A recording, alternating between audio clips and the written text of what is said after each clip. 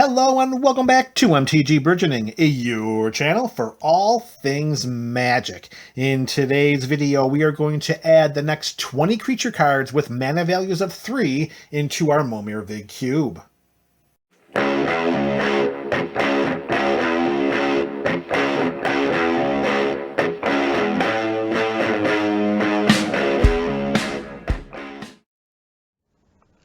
Thank you for choosing MTG Burgeoning for your Magic the Gathering content. Give us a thumbs up if you enjoyed this video and consider becoming a subscriber.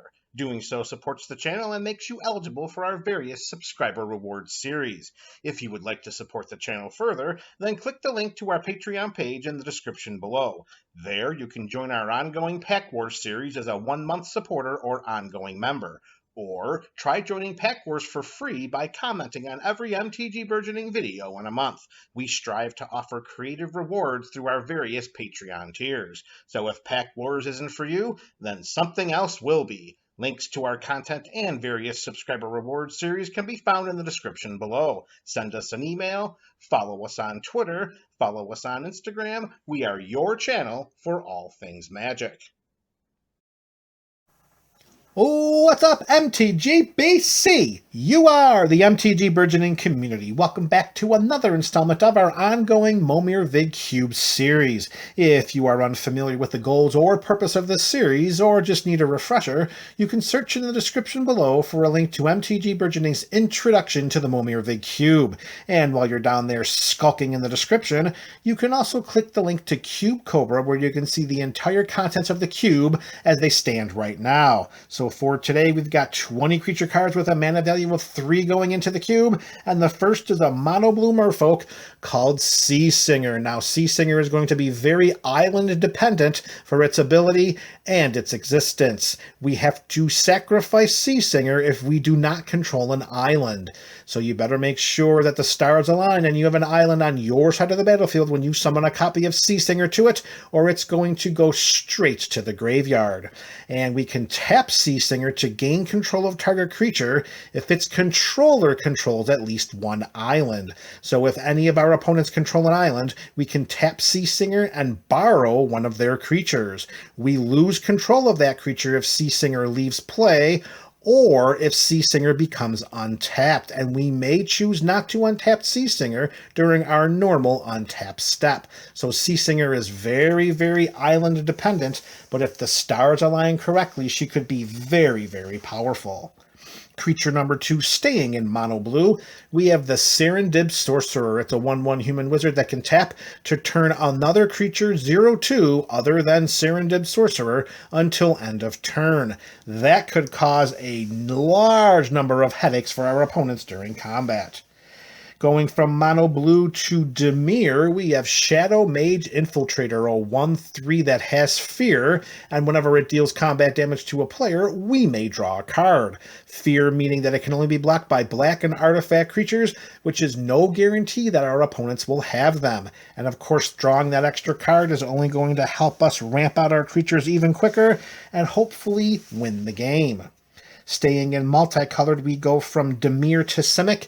This time it's Shapers of Nature. It's a 3/2 Merfolk Shaman. We can pay 3 and a green mana to put a +1/+1 counter on target creature, or we can pay 2 and a blue mana to remove a +1/+1 counter from a creature we control, and then we get to draw a card. This helps to strengthen the +1/+1 synergy, which is one of the underlying themes woven into this Momir Vig Cube. However, there will be no +1/+1 synergy with Shapers of Nature unless you have those basic forests and basic islands in your basic land library.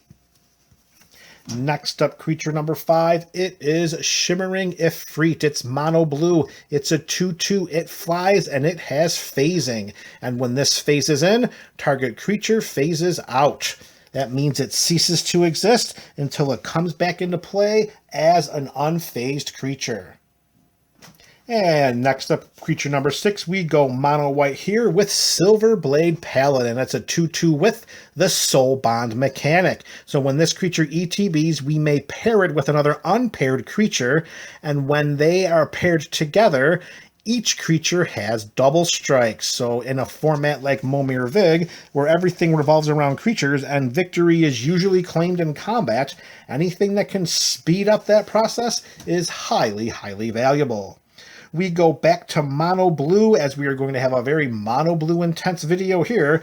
This time it's with Simic Flux Mage. It's a 1/2. It has the Evolve mechanic. So whenever a creature ETBs under our control, if that creature has greater power or greater toughness than Simic Flux Mage, we put a +1/+1 counter on this creature. We can pay 1 and a blue mana and tap it to move a +1/+1 counter from Simic Flux Mage onto target creature. Again, further enhancing the +1/+1 strategy built within the cube, but only able to do so with basic islands.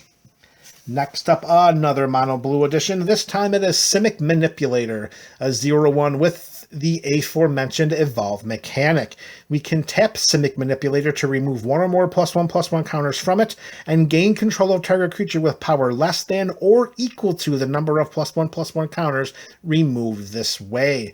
Talk about a headache for our opponents, particularly if we keep hitting the +1/+1 counters on the Evolve mechanic. Next creature up, our first mono red edition. It is Skyclave Geopede, a 3/1 trampling insect with the landfall mechanic. Whenever a land ETBs under our control, Skyclave Geopede will get +2/+2 until end of turn. Sending a 5/3 trampler into combat after we play a land on our 4th turn, if we summon a copy of the Geopede on curve, is a pretty nice investment for the initial mana. Pretty nice investment of 3 for its initial cost of summoning it from the cube, or something like that.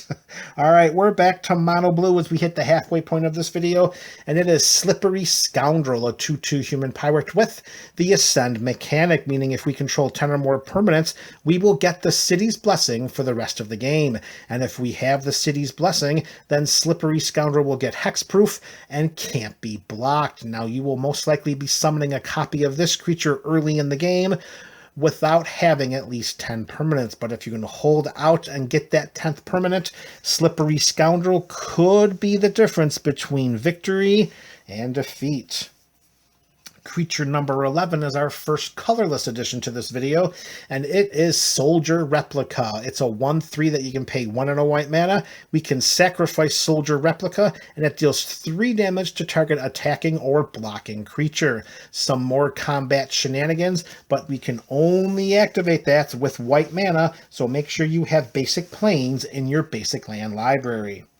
Next creature is Spawnwraith, a 2/2 trampler that when it deals combat damage to a player, we create a token that's a copy of Spawnwraith.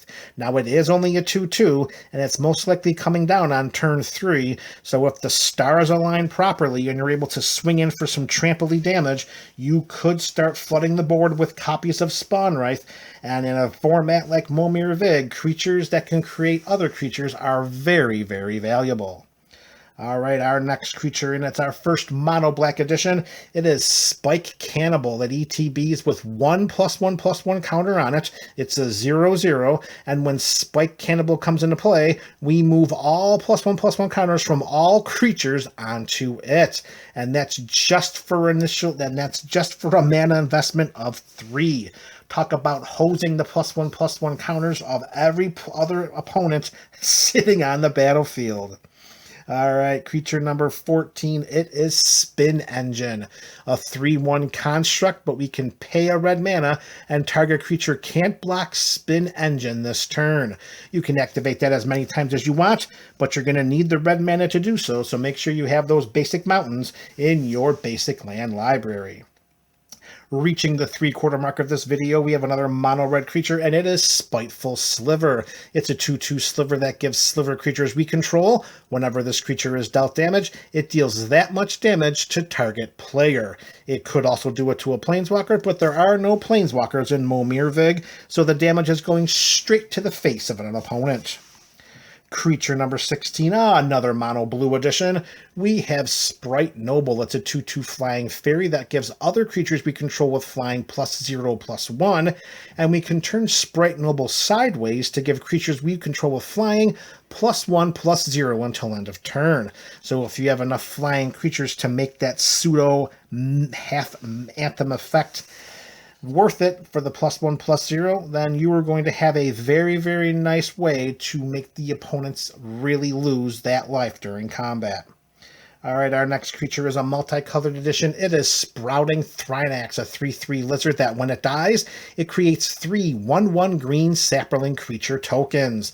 We'll trade in a 3/3 for 3 1/1 bodies, and in a format like Momir Vig, we continue to try to hammer the point through. Any creatures that can create creatures, very, very valuable. All right, creature number 18, we're going to go mono white here. It is Solemn Recruit. It's a 2/2 with double strike. Wow, 2/2 with double strike for the investment of 3 mana. At the beginning of our end step, if a permanent we control left the battlefield this turn, we put a +1/+1 counter on Solemn Recruit. In this format, many, many permanents are going to be hitting the graveyard every single round of turns because everything has to deal with combat. Creatures are going to fall. Creatures are going to die. They're going to trigger Solemn Recruit. It's going to get +1/+1 counters and become a massive double striking threat. Speaking of potential massive threats, creature number 19, also in mono white, is the Solitary Crusader. It's a 2/1 with shadow, meaning that it can only be blocked by other creatures with shadow, and it can only block creatures with shadow. But it has a 1 and white mana power boost that each time you pay 1 and a white mana, it gets +1/+0 until end of turn. So this creature most likely is going to be unblockable, even though we do have many other shadow creatures hovering around the cube. For the all intents and purposes, this creature is most likely going to be unblockable and can't block. So if you have enough white sources of mana, you could really jack up Solitary Crusader's power and send it into unblockable combat. But you can only do that if you have those basic planes in your basic land library. And it all comes down to creature number 20. It's a mono black creature. It is Soot Imp. It's a 1/2 imp with flying, and whenever a player plays a non-black spell, that player will lose 1 life. Of course, every creature that's summoned from the Momir Vig Cube is done so randomly, so we have no chance of saying no non-black spells. And yes, this is a creature that could also make us lose life as well, which just helps to drive home one of the other points woven into this Momir Vig Cube, is that not every creature is going to be uber helpful or uber powerful. And Soot Imp is a good example of a creature that can really do some damage if you have a string of bad luck summonings and each card or each copy that comes into play is non-black. Remember, you're only starting with 24 life. And there you have it, MTG BC. 20 more creature cards with mana values of 3 heading into our cube. Which are your favorites? Let me know in the comment section below. This is MTG Burgeoning, your channel for all things magic.